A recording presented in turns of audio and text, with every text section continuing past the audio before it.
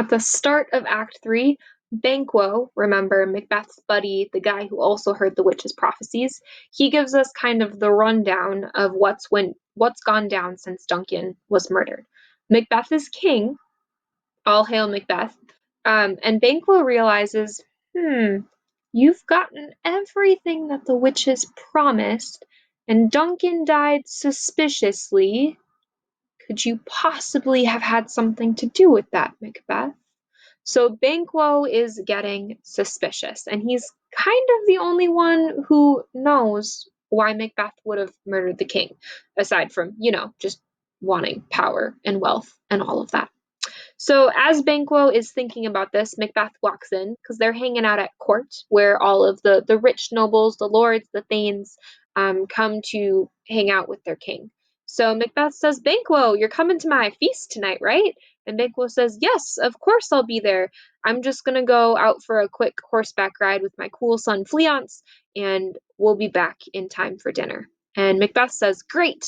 And he dismisses all of the courtiers, all of the lords to go do what they need to do before the party.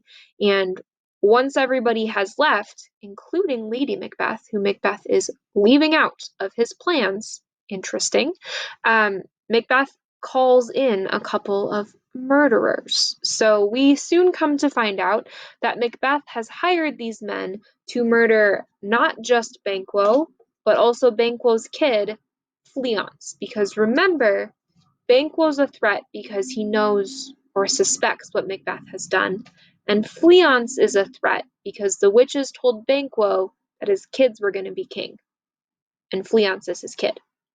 So Macbeth is talking to these murderers and says, "Look, we're ready, right? Like you're ready to kill Banquo." And we find out that Macbeth, through a whole bunch of fake news, has convinced the murderers that Banquo ruined their lives at some point, and so they should get revenge on Banquo, and that's why they're justified in murdering him. And the murderers are like, "Yep, sounds great. We'll go take care of them for you, Your Highness." And Act 3 ends with Macbeth feeling very satisfied and very safe in his place of power, knowing who he thinks are his only enemies, his only threats, are about to be wiped out.